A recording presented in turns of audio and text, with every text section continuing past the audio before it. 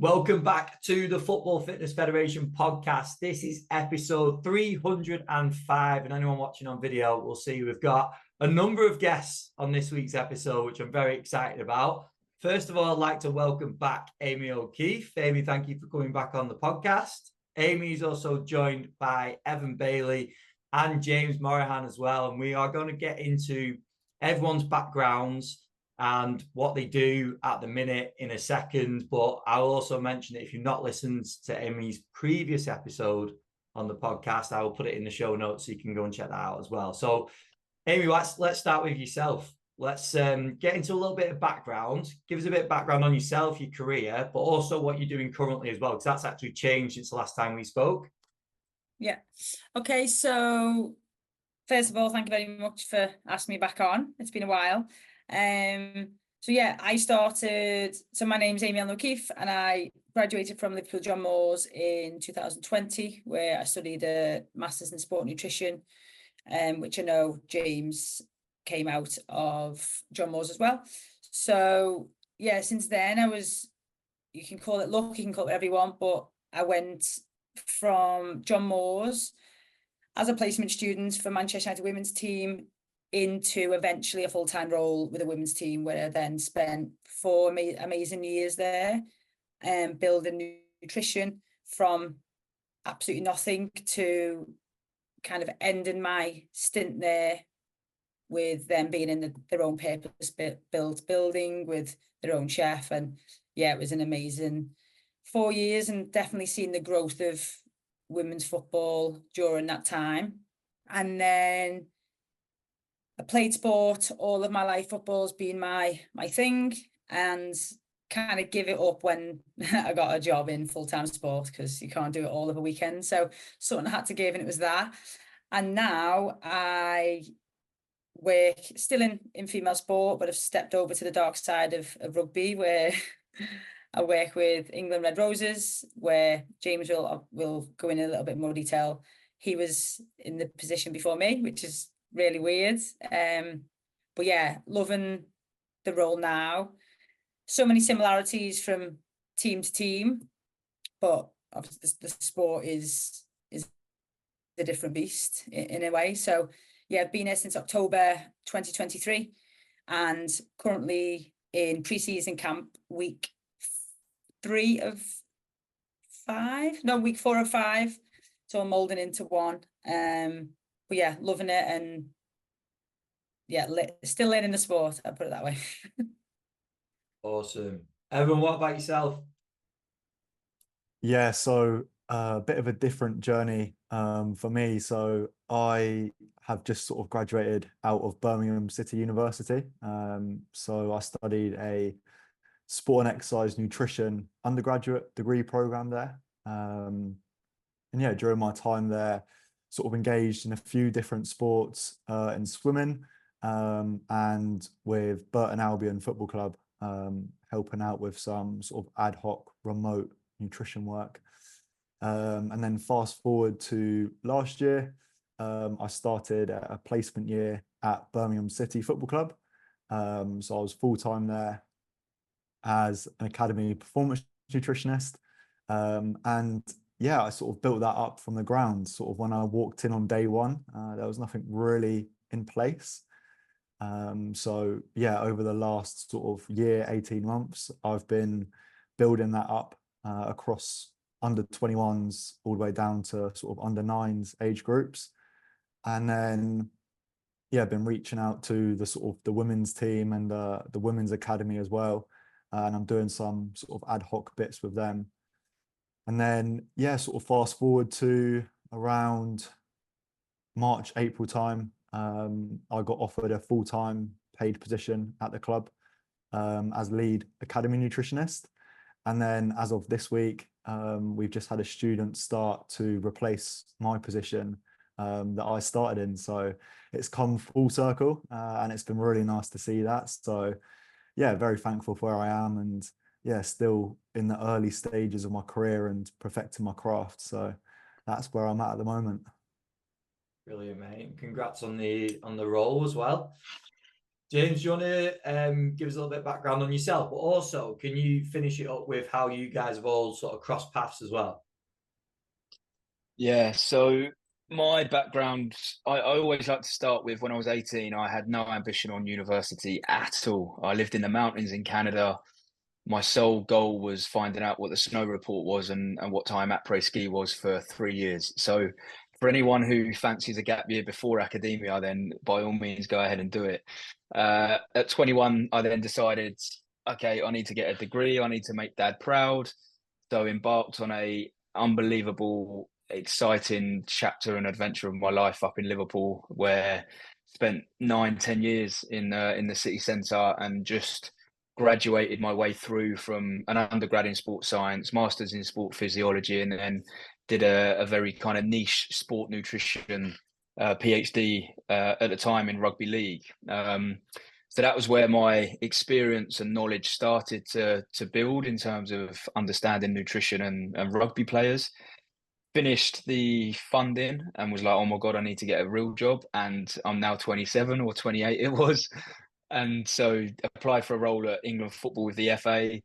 What actually wasn't successful in getting that initial job, but I seemed to impress on the interview panel, and with help of your kind of network and mentors around you, they managed to create a secondary role. So I then joined a very good practitioner in Dr. Chris Rosimus, who heads up nutrition at the FA, and we embarked on a 4-year journey looking after the nutrition strategies for the pathway teams from the under 15s all the way through to the senior teams.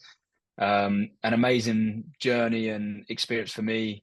National body, completely different to the Widnes Vikings and Warrington Wolves of the world, but one that I reflect on with great memories, and learnt a lot from the team there.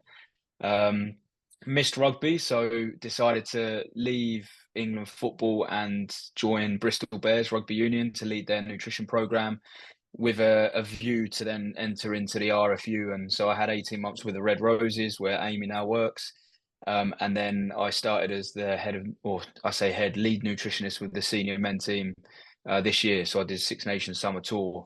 And then through all of that, I've kind of built a community of nutritionists and mentored a number of people in the industry, including Evan, and just a real passion for seeing individuals go on and achieve their own careers. And then I guess to bring it back to your second question is, how did we all meet and bring us together? Well, direct link with Aimee and Liverpool John Moores University and the great career that she's having. And then obviously the link with the Red Roses. And then Evan was a second year student at the time, and one that, I look at and wish that I probably did this when I was a second year student, but he joined the mentorship program, he became part of it, and in 2 or 3 years has fast tracked his own career by about 8 years, and is now leading programs in football clubs. So it's been a pleasure to be able to help him and be part of that little journey in whatever way I have. And he's certainly someone that I see as an asset to be working with now, and everything that he brings. So that kind of brings us all together as to where we are today. Just off the back of that, James, obviously nutrition has come, especially in football, it's come a long way from a few years ago, not just in terms of what practitioners were delivering, but also the opportunities that are out there. And obviously Evan's touched on it a little bit with his journey already.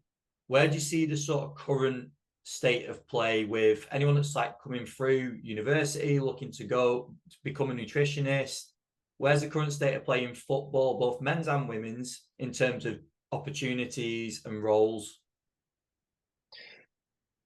Whether we like it or not, the funding on the men's game is greater, and that's not for me to comment as whether that's right or wrong, but that's the reality. That's the fact of it at the moment. And so what you tend to see is that across the Premier Division, then the Championship, then League One, potentially League Two, you've got nutritionists that will be in the building to some level of capacity, whether that's full-time embedded practitioner or a consultancy model from 1 or 2 days a week, maybe 3 days a week. But there's a real spread there on the men's game.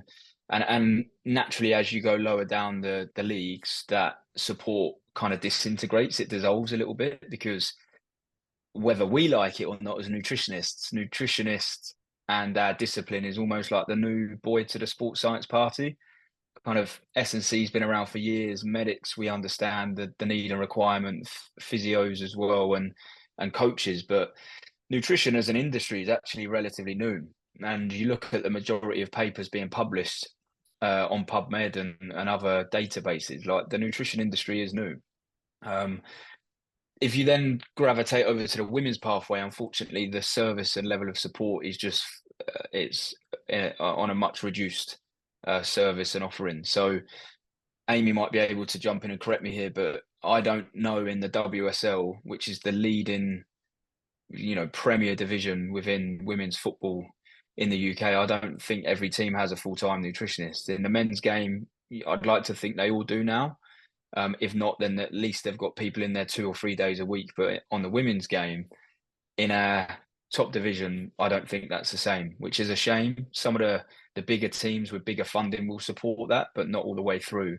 And then you hop down one league and all of a sudden it just disintegrates. And the level of service that players get is almost non-existent, or there's a requirement for an S&C coach to do it. And unfortunately, strength and conditioning coaches, although they're great and they might have good knowledge on nutrition, they haven't studied it. They haven't gone to university to study it. So it's like me trying to pretend that I'm an S&C coach and I can go and do a warm-up. Like, that's not my job. I wouldn't want to do it because I don't know what I'm doing. So that's probably a bit of the areas of concern that I have and that we see. And I'll never forget working at England football with the national team on the women's side, and you're sending under 19s, under 20s to major European competitions, and they've never worked with a nutritionist before they've come into an England camp. And you think, wow, like, we're asking these girls to go and represent our country and sustain the demands of a 3-game tournament in 9 days, but they've got no idea how to fuel and recover because they haven't had any of the lessons or education at club level. Aimee, you spoke on our event and on the podcast previously about some of the things that you put in place in your previous role. And I think from what James is saying there about practitioners within clubs, it'll probably shock quite a few people that isn't the case. But the other side of that is there's a lot of opportunity, isn't there? That's the exciting side of it. There's a lot of opportunity. Just in terms of those, for people that haven't listened or didn't see you speak at the event, those initial changes or additions that you made to a program, and Evan can touch on this as well, because I know you've talked about having a bit of a blank slate and building a program on this as well. But start with you, Aimee. What were some of the initial things you put in place for players? I think if I take it back to the first year in the role with Man United Women, my kind of approach, rightly or wrongly, was to just make more things accessible and available. Like, yes, the S&C was spinning so many plates, and obviously nutrition was a big one, and menus were never amazing. They're still never amazing. There's always someone that will complain, but I think just looking at what they were actually having for breakfast, like what were they being provided with. And I never forget, those high days in a football week tend to be like a Wednesday, and I just added bagels onto the menu, which I felt was not even a thing. I just asked the catering team in the stadium, and it was Lee Sports Village where we were training at the time. That was our base and our home, and yeah, they were absolutely fine. I just made one change, and it was to add bagels. And honestly, I think they wanted to give me a full-time job then, and I was like, wow, this is a bit mental. But so even just those subtle changes and just adding just a new thing that they could see at the buffet breakfast service. And it sounds really simple to us, but when there's been such limited resources and options, and probably budget as well, and knowledge around what they can have on a high day, those small wins were huge. And then, when you take it to day before a game, then when we did move into the new building, So as of like September last year, we were able to have, and I know not everyone's as fortunate as this, but we were able to have our own chef with a live cooking station. Now that just changes the game, 10 times over, with having that personable relationship with someone making a meal bespoke just for you.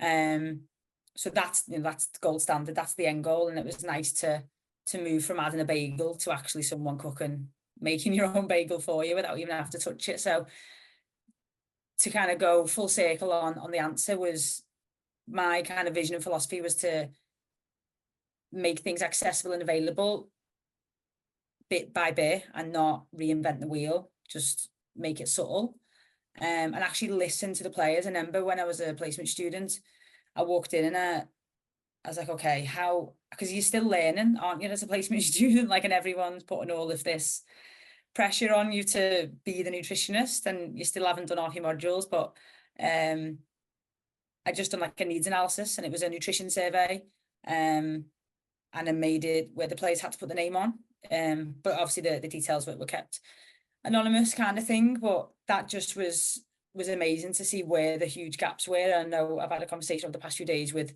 Evan and James on this, and for me, I know that Cocoa Pops is a carbohydrate, but some of the players didn't. They thought it was a fat. So it was just little things like that where I was like, wow, okay, these are some like 1%, top 1% in the world, but the basics just aren't there. And going back 4 years ago, that was like a big thing to then impact on and then make a huge difference. I think that's really interesting for people to hear, though, because you've also spoke about how you started and the initial changes with the bagels that you made, but also what you were able to implement. I know since leaving the role now, all the things that are available for the players there. Evan, just to you on that, was that a similar sort of approach that you've taken in terms of this blank slate and building this program? Yeah, so I think potentially it was a little bit different for me, where I was working within that sort of youth athlete space. But yeah, I remember walking in on the first sort of couple of days and just observing what they had in place and what they didn't have in place. And for me, like a massive area of it was the education side. Similar to Aimee, a lot of the players, when I spoke to them, didn't really know about carb periodization, what they should be eating to fuel up, what a pre-match meal looks like. There was a real sort of lack of understanding, and the nutrition support that they had in the past was, again, derived from a sports scientist that had GPS, gym, load monitoring, all those other sort of branches, and nutrition was one of the branches that they were responsible for. But again, they openly said, nutrition's not my area. Like, we were just firefighting with it. So for me, it was actually establishing an education curriculum that taught them all the basics that they needed to know across sort of hydration, safe supplementation, all the different macronutrients, micronutrients. Before we even got on to the performance nutrition stuff, it was about laying those foundations so that they could identify the different food groups, the different carbohydrates, the different proteins, and the sort of the role and the function that they would have on the body. And then from that moment on, really, we we worked our way up in terms of body composition testing, doing things like skin folds, body weights that weren't getting done on a regular basis. And then, yeah, sort of like nutrition knowledge questionnaires. And that painted a really nice picture, similar to what Aimee did with the needs analysis of actually, okay, we've been in it a couple months now. What areas still need targeting, and what areas can we say, you know what, this is good for now, let's come back and revisit it. So for me, that was the first initial sort of couple of months. And even now, sort of now on like the season later, getting things in place like budgets has been a massive win this season already. Getting like a designated nutrition budget, a designated supplement budget, which wasn't in place before. So I think, yeah, looking back now, it's always difficult when you first join a club and it's a clean slate, because you have to almost identify the low-hanging fruits of like, right, what can we do first? What can we attack first to get those quick wins to really drive that buy-in? Because players didn't understand why I was there on a day-to-day basis, and they almost saw me as the food police in a way. So I really, really quickly had to reframe that and actually get them on my side and tell them that I was here to help them with their fueling and recovery. So yeah, that's a little bit of an insight into the club. Yeah, and just to back onto that, Evan, like where you say people don't actually know why you're there. I think players and staff as well, obviously, because like James mentioned earlier, like nutrition is evolving, it's new, it's not in every club, so it's not essential. So some staff haven't got a clue why you're there. And again, that can cause issues like within a staff team. So yeah, it's not just players not really knowing what a nutritionist does, it's staff as well, and then having that kind of like role clarity within the space that you're working in to be like, okay, this is actually what I'm here for. You mentioned it with staff there, but it's probably just a battle with society anyway, that people are battling like a preconceived idea of what nutrition is and what it isn't and all the rest of it. Like James, you must see that a lot, where people have such strong views on nutrition, don't they? And you're probably thinking, got to bite my tongue, got to find the time that I actually input my specialism. Yeah, I've just folded my arms, so I must unfold them. But it's look, the reality is, as a nutritionist, you have to accept that every single human eats food, and so everyone is entitled to their opinion. Of course, they are, that everyone eats, right?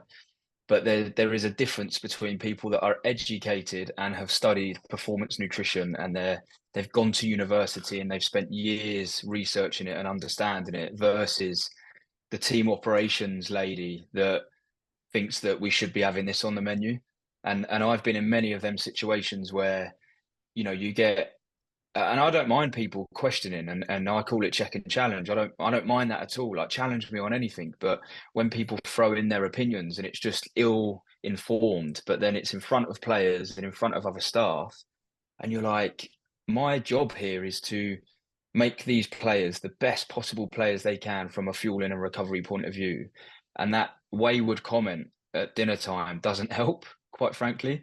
I wouldn't question you on, why have we stayed in this hotel? Like, oh, the beds are a bit rubbish, aren't they? Do you know what I mean? Things like that, I just wouldn't do it. So yeah, we battle with it, but we have to accept that it's part and parcel of what we do. But any practitioner that thinks that a performance nutritionist job is just to be, someone that writes a menu and then is a food and beverage manager in terms of being around the dining room. Like, what they don't see behind the scenes is the level of education that we will give to the players to arguably make them run faster, to jump higher, to sustain the energetic cost of the game in the second half. And these are all things that can directly impact performance. And I think one of the sports that really latches onto this well is Grand Tour cycling, pro level cycling. All of these teams now, full-time chefs, full-time nutritionists, because they know to sustain the demands of the cadence on the pedal and the bicycle, the only limiting factor really is fuel. And so that's what we try and get across all the time with both staff and players. Is, there's not many other sports science disciplines, and I might get challenged on this when this goes out, but if you think how many times athletes will eat, not only in a day, but day to day, week to week, month to month, like, we have multiple opportunities every single day to alter the physiology of what's happening with that individual. They might only do one training session a day, but they eat 5, 6, 7 times a day. So we've got all of these windows of opportunities to improve, help training, adaptation, recover, fuel, and that's where we get really excited about the impact that we can have at the player level. You've mentioned the two key points there in terms of fueling for performance and recovery, which are things we talk about all the time. Obviously, we spoke about nutrition before, but we spoke about it a lot more on the sort of sports science S&C side as well. But I completely agree that it's absolutely crucial. When we're looking at especially the modern day female athlete, female footballer, the demands are really high and going up all the time in terms of the speed of the game, the amount of high speed exposure. Essentially, the energy cost of that player is going up all the time, isn't it? So it just underlines the importance of this. Where does that fit with current research? How much do we know about the athlete and how much we need, what we do need to do in terms of fueling them effectively? James, I'll start with you and then we'll pass it on to the others. Yeah, so unfortunately the reality is that the research in men's participants is just far greater than females, and we don't agree with it. It's not right. It's just how it's happened over the last 40 or 50 years. So there is a massive drive at the moment for more female participants to take part in research, which is great. And so that side of it is developing all the time, and there's some great research groups across Europe that are really steering that. In terms of the kind of energetic cost of football and soccer, like as you've mentioned, demands are going up, and the requirement for players to sustain an increased energetic cost is increasing all of the time. And one thing that sticks out for me, which was a recent visit, was I went into Tottenham Hotspur's women's, and met a great team of practitioners there, in particular Hannah Sheridan. And one thing that stuck out for me there was that she said, we had a vision of being promoted. They're now promoted into the WSL. Now the goal is Champions League. They want to travel around Europe, but some of these players would have never traveled across Europe and coped with the demands of playing European football alongside weekend football. So there's a great example, even at the elite level end, where some of those players now are going to be susceptible to different demands that's going to be going through the body, from a travel fatigue, maybe a little bit of jet lag, but immunity compromisation. So, it's a good challenge for Hannah there that she's dealing with very well, but that's just an example at a WSL team. And then maybe Aimee can touch on this a little bit more, but one of the things that I was privy to and saw in some of my previous roles was the desire and thirst to aesthetically look better rather than functionally perform better. And it's something that I really tried to educate the players on, in terms of how important it is to understand what carbohydrates can do for fueling, to make you run faster, to make you recover quicker. If you increase protein content in your diet, it doesn't mean you're going to turn into a bodybuilder. It probably means that your muscles are going to recover quicker. And so when you present to training in 48 hours time, you would have recovered better and quicker, so you can train better. But there was, definitely a bit of a circle, I guess, of people were just like, yeah, but there's more media attention now, there's more cameras on me, I'm getting snaps left, right and center, and that drive and want for the aesthetic look rather than the performance athletic output. I don't know, Aimee, whether you want to dive into that a bit more. Yeah, I completely agree. And I guess if I talk about Man United women again for this example, I was privy enough to be there when women's football wasn't huge. I'll be completely honest, 4 or 5 years ago, it was kind of just bubbling on the surface, and then boom, the Euros happened, and players' days off were now photo shoots.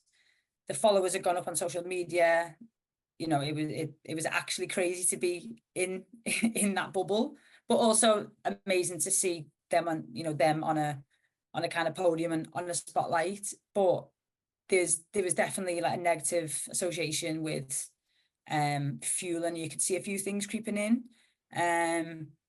Because I think anyway, you've got that stigma, haven't you, around carbohydrates and the fear and the feel of fueling and how it will make them fat is usually the most common comment that you'll ever hear. But then there's that negative body image perception, and it's something that I was very aware of, and that's why I'm so passionate about working in female sport and trying to reduce those fears and that perception, and just helping athletes get to the point where they try something, they feel good, and they never look back. Sounds simple, but it's really hard to get them to that spot. But yeah, negative body image around carbohydrates and eating more in general was something that I could definitely see creeping. I was just about to say that. So you've obviously mentioned about the carbohydrates, but was that a battle as well in terms of just being too low on calories altogether for their requirements?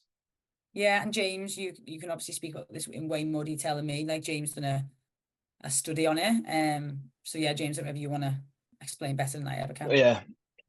Yeah. I mean, I observed on camp with Chris that we had a bit of an inkling, should I say, that players were under fueling, and we didn't think that they were aligning their energy intake with the evidence-based recommendations that is published within the literature, albeit in men's football and in team sport as a whole. But that was the best we had at the time because it hadn't been done in women's football. It since has been done in terms of like biopsy studies, which is great. But at that time, it was okay. We've got a hunch here, so why don't we try and measure this? Why don't we try and assess it? So we did the world's first energy expenditure study using doubly labeled water in international football players, men's or women's. It was the world's first, and we did it with Lionesses. They were an unbelievable group to work with because they all brought into it, and they all were willing to be part of that research. And effectively, we were, from an expenditure point of view, you consume the doubly labeled water. I won't go into the methods and how that works, but you're then tracking energy expenditure over a 10 to 14 day period by collecting urine and body weight every single day. From an energy intake point of view, you're then assessing what they consume and what they eat, which, by the way, in sports science is probably the hardest thing to ever accurately track from a physiological point of view. But we did it using weighed food inventory. So the players would bring their plate over to a weigh-in scales. We would weigh the pasta. They would go back. They would put a chicken breast on. They would come back and weigh it again. And we were doing it by weighing their food. And it was an insane task, but one that they all brought into and we loved doing as researchers. And essentially what we found on that research project was that players were potentially deviating into low energy availability every single day because their expenditure was maybe 3,500 calories, but they were only consuming 2.5. So we've got a negative availability of 1,000 calories. And then the concern was if they're doing that back to back, day after day after day after day, are they just in this chronic zone of low energy availability? So that was one of like the red flags initially. And then amazingly as well, when we looked at carbohydrate intake leading into games, recommendations in and around 6 to 8 gram per kilo of carbohydrate to be consumed, which in food terms is 12 to 16 jacket potatoes worth of carbs the day before a game. That's the level we want you to eat. And we had one player that managed to hit the 6 gram per kilo. The rest of the squad were in and around 2 to 4 gram per kilo. So what we then shared to the team and the staff was that we've got one player ready to cope with the demands of international football at the moment, which might be a reason why in second halves we're seeing this drop off in performance and maybe we're not winning games when we should do. So that was kind of the energetic cost of that international setup and football. And then what transpired off the back of that was a massive education curriculum around, what is fuel, what is carbohydrates, how important is it, how can we increase and nudge all of you to fuel correctly. And the way that we got rid of the concerns around increasing body fat levels and, am I not just going to be bulky with it, was that we used the concept of fuel for the work required and nutritional periodization. And we fueled for the games, we recovered from the games, and then during the week when the training was, we matched carbohydrate and energy intake aligned with the training days. So if it was a Wednesday heavy training day, guess what? Fuel's going up, girls, because you've got a heavy training day. If it's a Tuesday travel day and we're flying over to Slovenia, then we're going to lower the fuel on this day, but we're going to increase availability of the other macronutrients so that you're still eating a nice amount, but less fuel on that day because less requirement. And that was the kind of the summary of that whole research project, really. Evan, have you got anything on that in terms of some of the challenges that you face with players around this education? And James just give a brilliant explanation of how it was relayed to players. But in terms of the challenges that you face, is there anything that aligns with that? Yeah, I think from a youth athlete perspective, education's always difficult as a practitioner delivering it, because you want to keep it fun, you want to keep it interesting, and you want to simplify a lot of the science down as possible. So again, yeah, similar to what James has sort of said, using words like fuel and really sort of making it simple for them to understand, right, match day -1, carbs go up, day off, carbs down, protein up, and just periodizing the week like that. I think as well, just getting creative with it, like getting them making smoothies, energy bars, like all of these different things, getting really hands-on with it, for me, is a really important aspect. But then I think as well, it also spans to parents and host families that are massively involved. Like they are the drivers of nutrition at those younger age groups, where they're really influenced by role models. And yeah, I think for me, that's also been a massive part of the education, is getting those parents on board, and having them in your corner to give those messages when you're not present. Because whether or not we like to face it, as nutritionists, the amount of time we have face to face with an athlete is very limited. So we need to have people that can carry those messages outside of the training ground, outside of match days. So for me, sort of getting parents on board with, okay, this is what a week should look like, was massively beneficial. It's a great point. Just to add in there.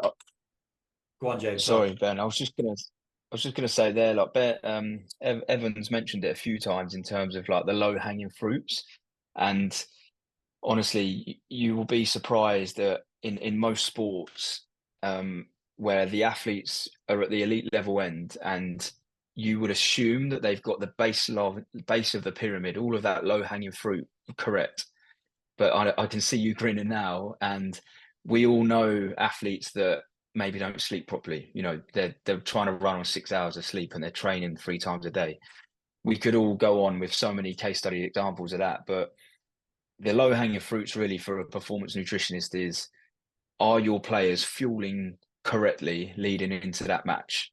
Are they fueling correctly on the day of the game? Are they fueling correctly during match play to play the best possible game of their life? And if anyone focused on the 36 hours leading into match play now, and you dialed up the zone of all of the carbohydrate availability around that, the changes you would see with players would go through the roof. And then you start looking at the recovery and saying, right, well done, 3-0 hat trick, you smashed it. Now let's recover. And then you dial up all of the recovery education. And one of the things I wrote down here that Evan latched onto there was role models. And what we did with the lionesses who were really starting to practice good behaviours, we would then say to the under 17s, under 18s, out of interest, who's your favourite player in the lionesses? Oh, Lucy Bronze. And you'd say, oh, do you want to see what her fuel strategy is leading into the game? And you'd show them, and you'd say, this is what she's eating. And that would be it. Like, they didn't really need to listen to me anymore. They would just be like, right, I'm eating what Lucy Bronze eats. And that role model behavior with host families, parents, players that might be staying in houses with players that are in the senior team, like that's where you can be really smart as a practitioner to almost rally a team of educators around you to say, like, have you noticed what he's doing with his food, like during the game or at halftime? Like, have a notice of how many gels he's having. And it's that sort of education. The low hanging fruit is massive, but role model behavior was huge at the FA. Just on that though, the other side of that, because that's positive role models, isn't it? We've also got negative role models and people that are going to put information out there that is incorrect. And it's been highlighted recently in the press with certain podcasts and things like that as well. But these are influential people that essentially players are going to be listening to. So that's going to be a battle as well, isn't it? That this information is put out there because it's out there, I believe it, without having this sort of education. I know you've touched on it already, the importance of educating the players on what you're doing and why you're doing it. But Aimee, that's got to be a battle as well in terms of just general sort of media and society and these views that are out there. Yeah, and I think social media is amazing, but also can be the devil at the same time. And everyone's on their phones more than they've ever been, like me included. And Instagram, TikTok is the thing at the minute. And you can have an influencer, or maybe not even someone as big as an influencer, post something or repost something. Someone might turn it into a meme, and then it's a believable thing. And a lot of messages around changing room, the environment, can be from a player in the environment who's heard something, or someone that plays for another club that's told them something, and then they hang on to that. Like, I never forget when I was at United, obviously won't name any names, I was working with a player, and we done a food diary. She was injured, so we needed to increase her intake, and I kept seeing this. So we done it a couple of times. I kept seeing this one Rezzil nut. I was thinking, that's a bit rogue. So I was like, I'm just going to ask them about it. And I asked them about it, and I said, why are you having one Rezzil nut? And kid you not, she was like, well, I was watching Lorraine Kelly when I was off because I was injured, and there was someone on there, like some health expert, and she was talking about like how one Rezzil nut a day can, I don't even know what she was trying to claim. And then like I couldn't obviously like show that. I was like, wow, you've got to actually be joking. But it just shows you how much one person can say something, credible or not, and that became a habit and a thing. So powerful, the messages of other people, and that's one that I probably will take to the grave of me, to be honest. That's the exact thing that I'm referring to, though, because we would have all heard those conversations, wouldn't we? I heard this on this show or this podcast or this article or whatever it was, and it goes into extreme diets and all the rest of it. And I've had conversations in the last few days with a few people as well. But the fact is that they're comparing themselves to the sort of average general population, someone that's going to work, not having to perform at the top level as well.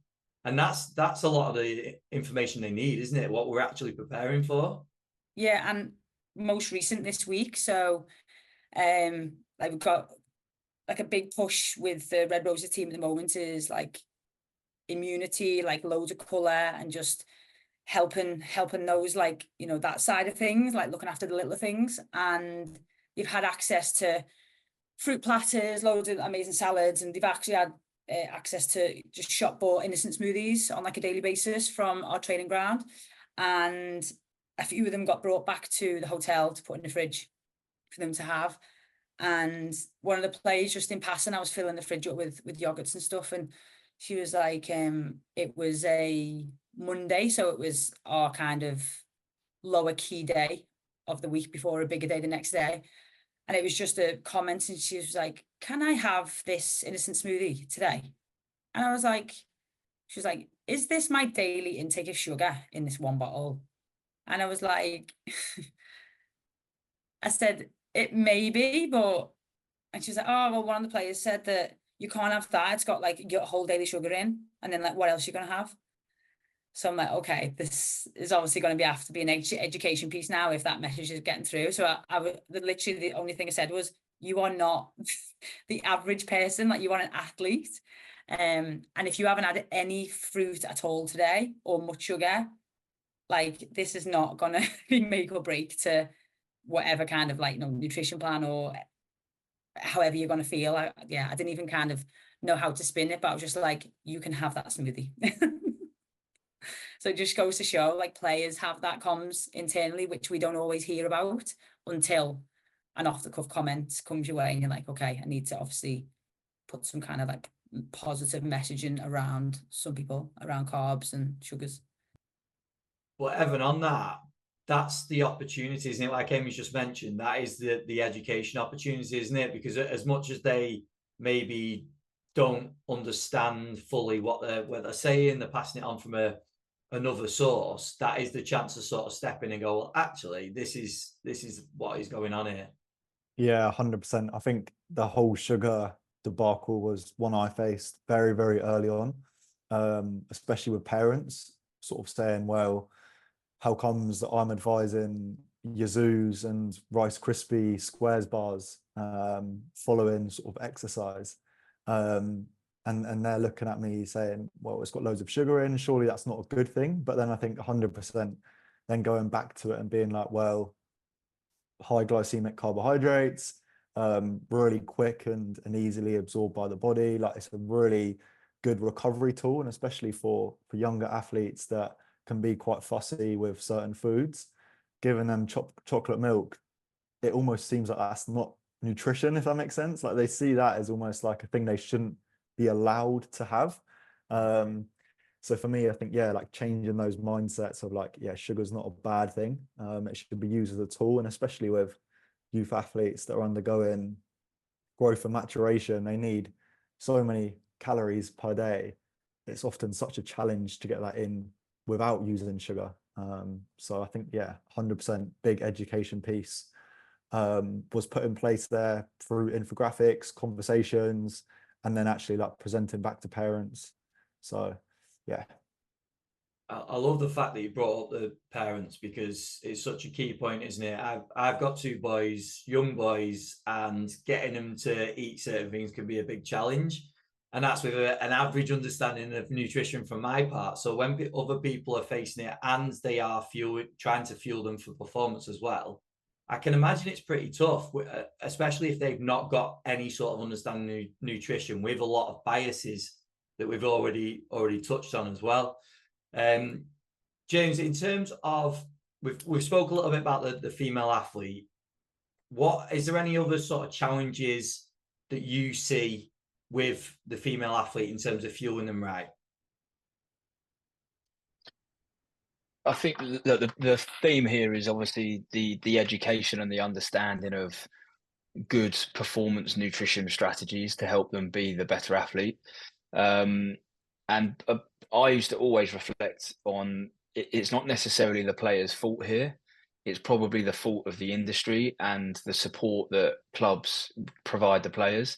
Because if they get recruited at 16 into an academy and all they want to do is play football, of course they do. But if there's then not the education to them, unless they're really highly motivated, and they find the right resources to learn and read, then they're probably not going to learn about performance nutrition. So it's kind of down to us to help them with that. So I think and a genuine understanding of the reason why is really important for the female athletes.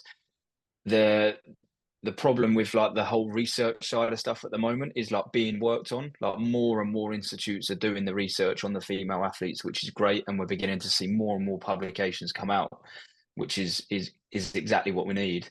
And then I just think it's the general support and resources, and we've touched on the benefits and potential pitfalls with social media, but it's girls and female athletes understanding how much better they could be fundamentally as a performer if they got nutrition right.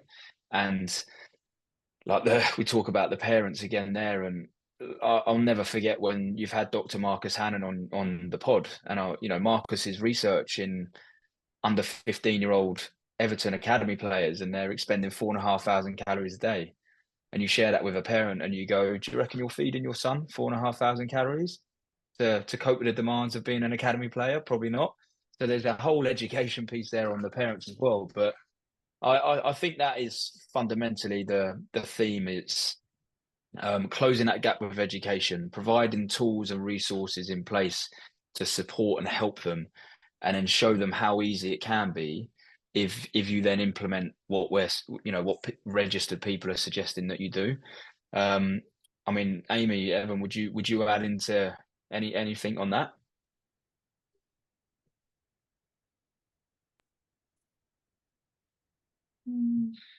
Nothing. No, I think you've explained it really well. I think just the biggest issue at the minute even with the uprise of female football and female sport, and still rugby, what I'm working in, like access is still minimal, even in the WSL, which is crazy.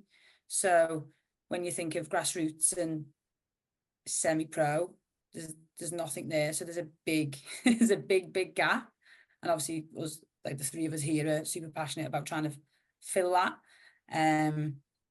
But yeah, just that access. Because I remember when I was at Man United and I was 1 day a week paid, and I was absolutely over the moon at the time. I was like, oh my God, I get to go in every single Wednesday. But the impact that I had, being honest, like reflecting back, like so minimal. Like you can't continue things. You couldn't really see momentum, because then you're like, oh, I'm not in for a week, even though you might message on WhatsApp or whatever. It's not the same as building trust with players and being that person in the environment, in the bubble.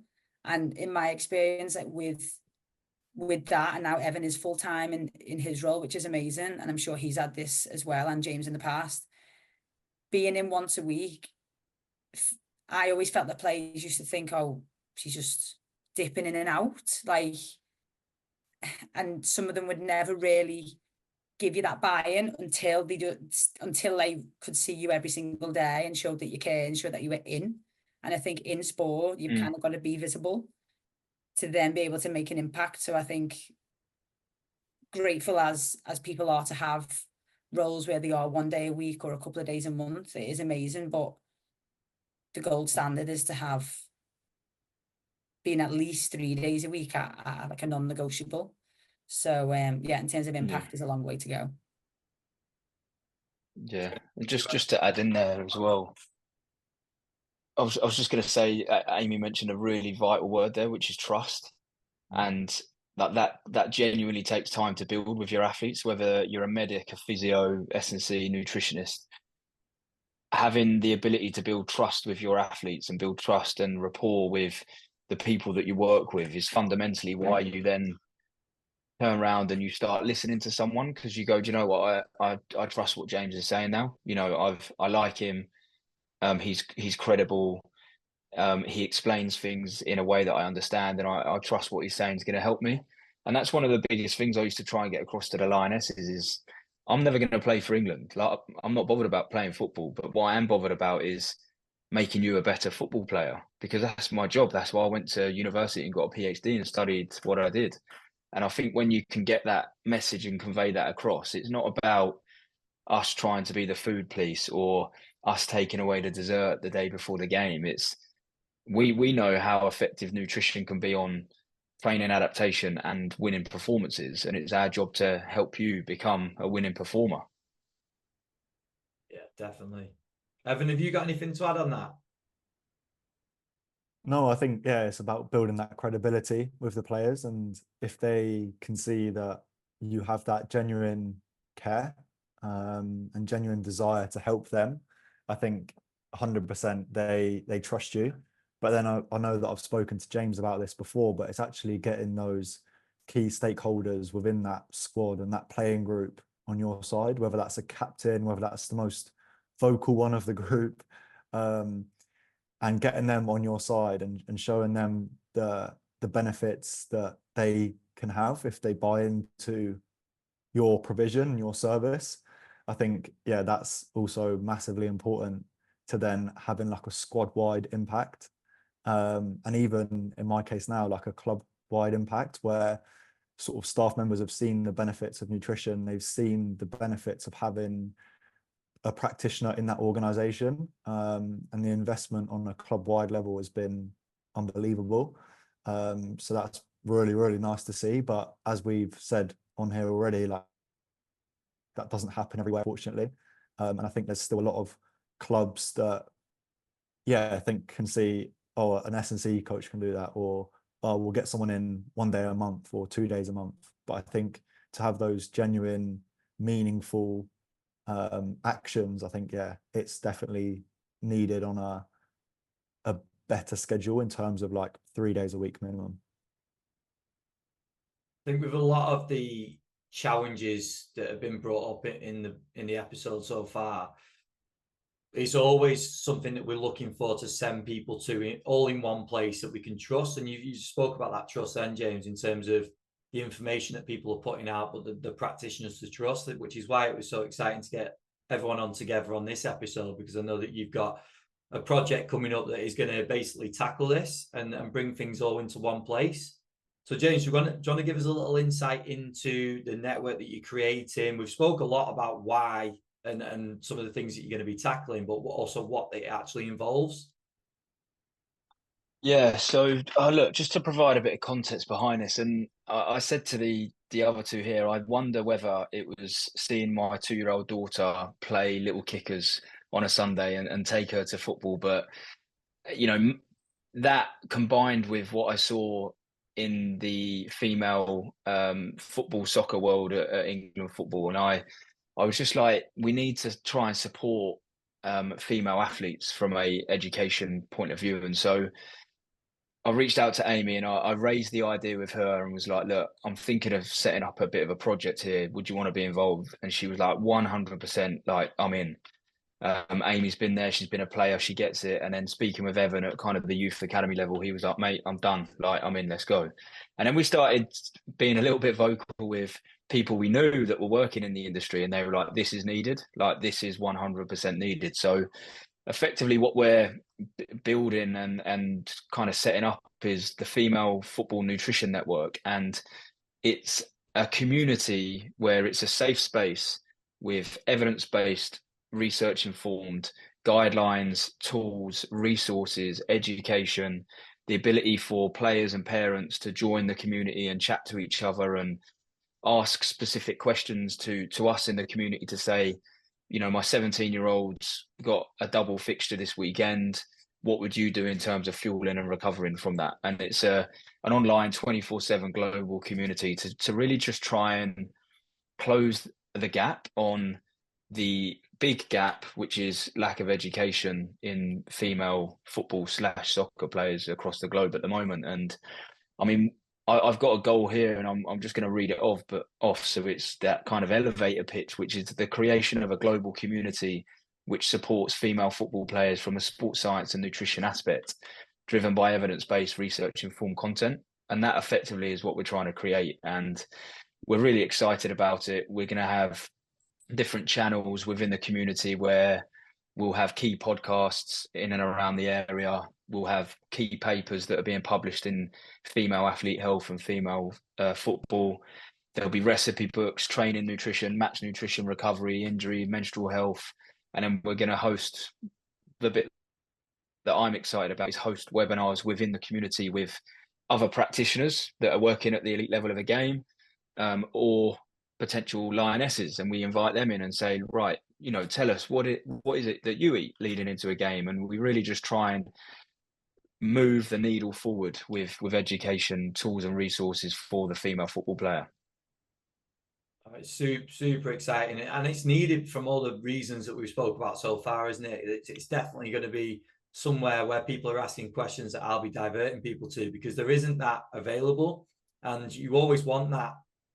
I like to think that we are that for sort of sports science and S&C in terms of the content that we provide. And on your side, it's definitely the case with nutrition, and more specifically for the female player as well. So I think it's a really exciting project just on the future in terms of the network and just wider in terms of nutrition. Aimee, is there anything that you're looking for in terms of female football nutrition going forward?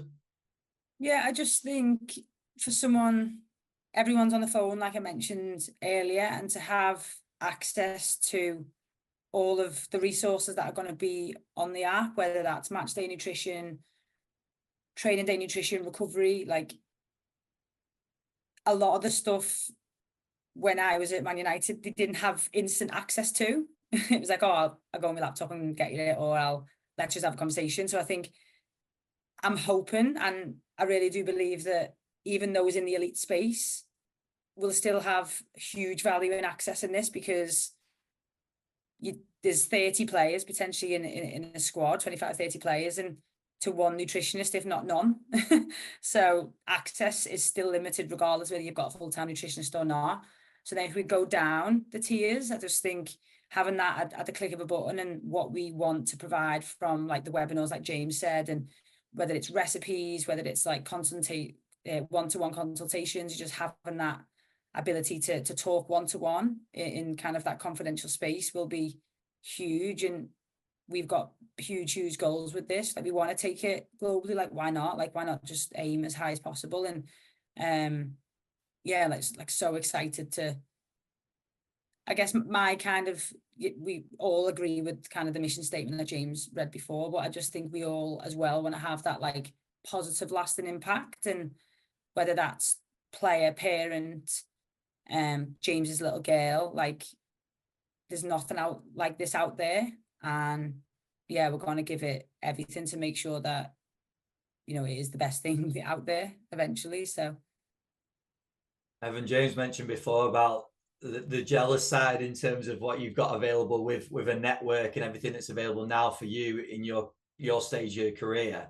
This is essentially what you're creating with this as well, isn't it? That parents, like you've mentioned, parents, players, they can go into this network and have obviously yourselves, but a lot of other people that are probably facing not probably, definitely facing the same sort of questions and challenges all in one place. Yeah, 100%. I mean, us as a three, we've had many calls about this. We've met in person and spoken about this project. And I think, yeah, the key themes of, like carbohydrates and fueling and recovery, they all keep cropping up. And I know that each of us in our different careers and jobs have all faced these problems with our athletes. So it'll be really good for us to be able to sort of educate them on that and provide them with the resources to make a real impact on their nutrition. But then I think, like any community, it thrives off one another. So actually having players interact with each other around, I don't know, like different meal ideas and, oh, actually, have you tried this instead of this? And having that real aspect of we're sort of all in the same position of trying to educate, trying to upskill, and really trying to provide players, parents with the access and the information that's required in terms of nutrition. So yeah, it's a really, really exciting opportunity. And I know for sure I'm really looking forward to running some webinars and really trying to like build a nice education program within that. Brilliant. James, the important part, if people are interested, where do they need to go? Yeah, good point. So look, right now we've got our Instagram page, which is Female Football Nutrition. So people can follow us on there. If they were to follow us as individuals, then they will soon have access to the Female Football Nutrition page as well. And then there is a kind of link tree on there for not necessarily newsletter sign up, but to sign up and register your interest early. Because we will do kind of a pre-launch of the community when we're ready, and then we'll do the full launch as well to open it up globally. So I would say right now it would be the Instagram channel. Brilliant. Just to wrap us up, if you've got any final thoughts, you can sort of add those in now, but also just individually, where can people follow your work, keep up to date with what you got going on? Evan, do you want to start? Yeah, so probably my most active profile is my Instagram, so Evan Nutrition, but I'm also active on LinkedIn, so feel free to reach out to me, add a connection, and I'll definitely be in touch with you. Aimee, what about you? And yeah, Instagram is kind of my go-to at the moment as well. And yeah, the handle is Committed Nutrition Ltd. So yeah, you can find me there. And yes, similar. We all talk of the devil that is social media at times, but we're all on it. So my Instagram's Morehen Performance, and active on there. If people want to ask more questions about I have three respective careers, but also the network, then please feel free, and we would happily answer any questions on this, and of course the industry of performance nutrition. Brilliant. Well, I really appreciate you all coming on. It's exciting times, and I'm intrigued to see the growth of the network. I'm sure it's going to be a great success. So thank you very much for your time. Thank you. Cheers. Cheers.